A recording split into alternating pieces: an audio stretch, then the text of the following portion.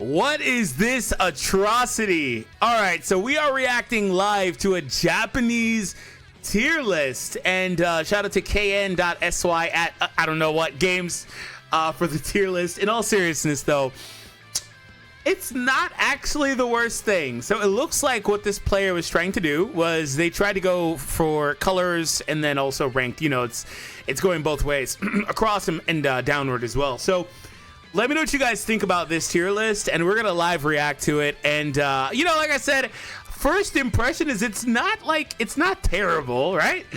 So obviously this one was posted on the 8th, so a few days ago. So obviously it's currently with what we have for Legends Festival. So let's start off with the blue list, and we'll work our way to all the others. So he's saying that currently the best blue in the game is Janemba. I think so this is where tier lists always get kind of weird, right? Because there's always two layers. Is the tier list based on actual meta, like how relevant a character is in a meta? For example, sometimes a character could be super relevant because they get a new ally that makes them pop off better, and they fit better on a team than the designated best character of that color, excuse me. So that's possible, right? Or is it a tier list about individual kids? In fact, let me see what he says here, or what they say here. We have created a ranking of the strongest characters by current environment, and it's a tentative list. Okay, so environment, I'd assume that's a translation, you know, thing, but I'm assuming he's saying based on the meta right now. That's right. I would like some opinions. I want everyone to complete it, not my own opinion and bias. So please feel free to give me your opinions. So the reason I threw the qualifier out there is because I think currently 17 is probably the most meta relevant blue character in the game. Because Universe Survival got buffed all freaking year long to no end, right? Now, here's the counterpoint to that. Movies hasn't fallen off. Movies has 4 characters on this list in Z+. Like, that's the counterpoint. And then Janemba also is a character that's on, like, Powerful Opponent, can be used on a few other teams, you know, can even be used with Cell if you really wanted to. I mean, not saying that, you know, the Janemba has perfect synergy with all the characters here, like the Gammas, because he doesn't. But the point is, the teams around Janemba that Janemba has access to are actually really strong. So I'm not really mad at it. I guess really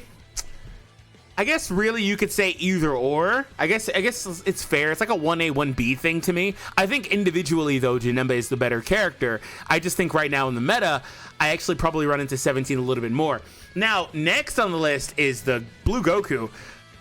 Oh boy, if it was about me and the way I see the meta, I'd say he's B. Like, I see him less than the Blue Beast and the Blue Trunks. Flat out.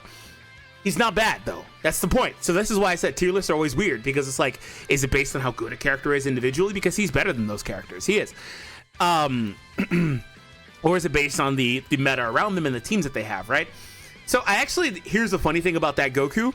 After seeing what they're doing for part 2 of Legends Festival, I think that Goku could shoot up the tier list. Like, I think he could shoot up the tier list. So I would actually not argue with him being an S. It's a little bit premature because I don't know how things are literally going to play out, but I feel like the Saiyan, you know, synergy that they're putting out, the yellow, blue, green, all that stuff that they're putting out, this guy could be a really strong character. Like, they're putting out that Bardock Zenkai, assuming that they do it right. That guy, and also the Red Vegeta, like, they've made Saiyan a lot more competent of a team lately. And they always release Saiyan characters, like the tag Vegeta and Goku that we just got. You know, they always release Saiyan characters, but they don't always have great synergies with the Saiyan team, or they don't always have a Saiyan Z ability or things like that. Maybe they'll have like God Ki or fusions or whatever. You get the point. So I think that Goku could be interesting. But currently, I think Trunks is super good. I think Trunks is super duper good right now in this meta. Because there's not a ton of green, and the greens that do exist in the meta don't really, in my opinion, pressure Trunks all that much. I mean, we can look at the list of greens here. Yeah, he could kind of care about Piccolo post-transformation a bit. Also, shout out to the fact that you could just switch out of Trunks if you really wanted to anyway, right? Anyway.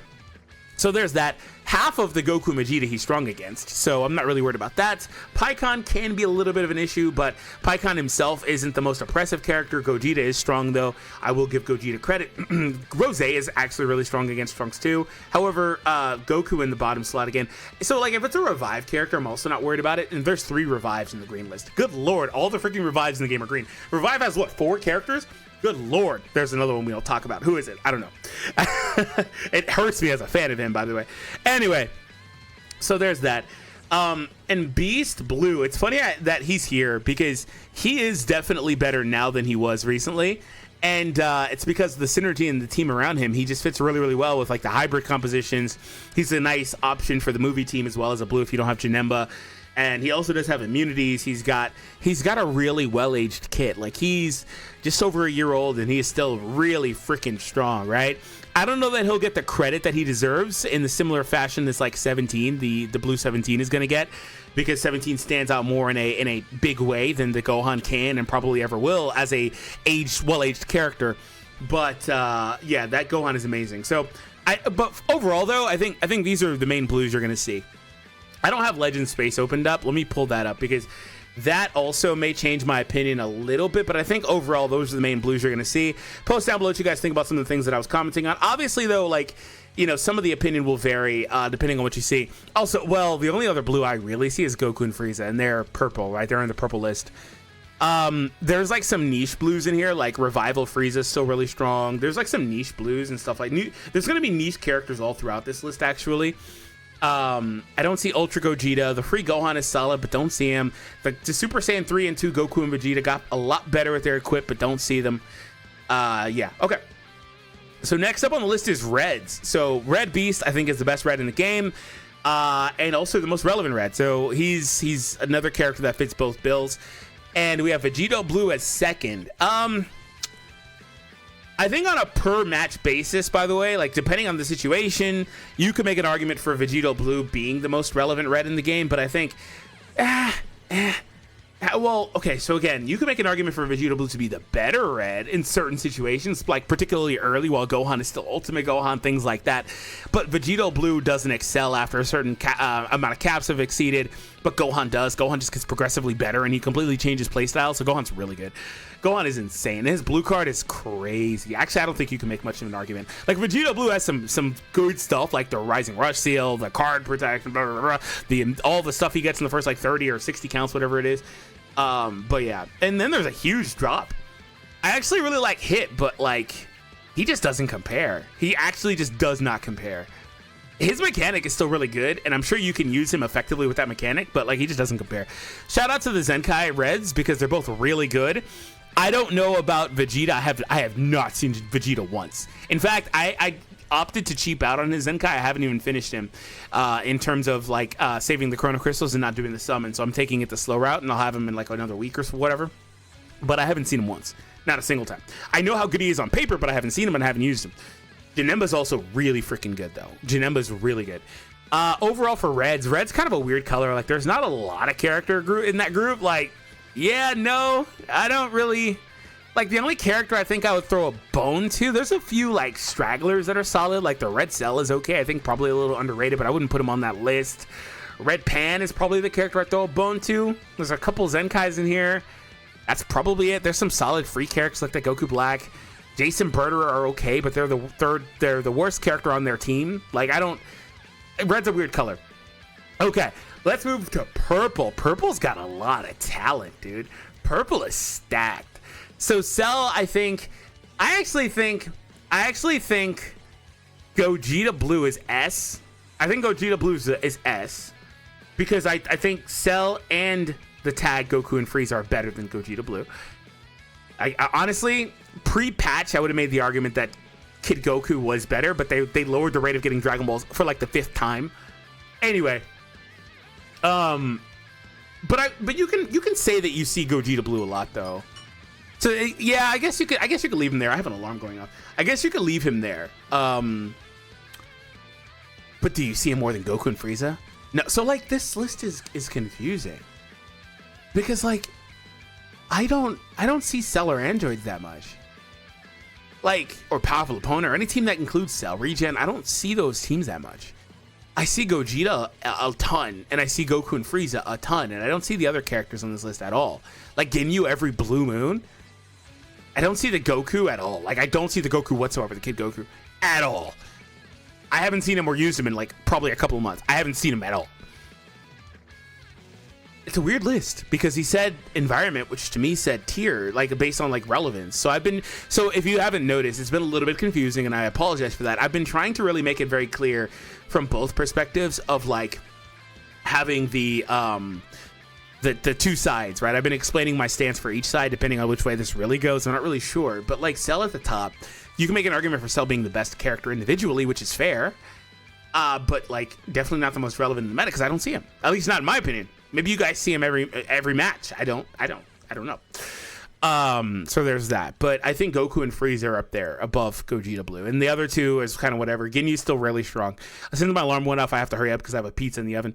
For greens, Pikkon, I think that's just flat out wrong. Like, I think that's just flat out wrong. No matter which way you put it, I think it's just flat out wrong to have Pikkon at the top of this list. Maybe second, but at the top of the list, I think it's just flat out wrong. Either way, it just doesn't look right. It looks wrong. He's not the best. He's also not the most relevant.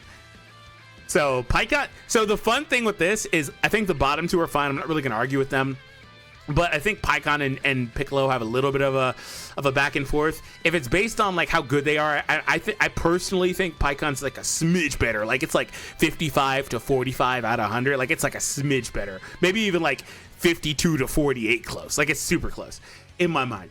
But relevance, I think Piccolo is more relevant because he was on an anniversary banner while the Pikkon Gogeta wasn't. So there's that. But at the top is obviously the tag. Obvious. Super obvious the tag.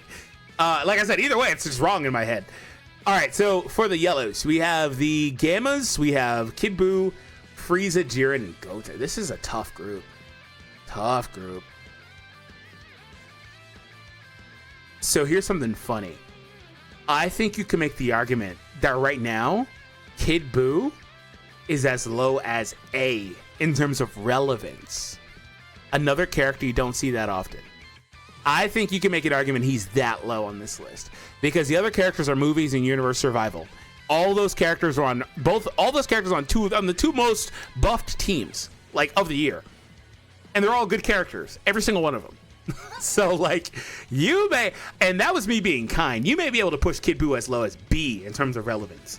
Now, individual kit wise, he's probably fairly placed because he's still got that green card shenanigans and the way he just pops off. But kit-wise, he's probably fairly placed.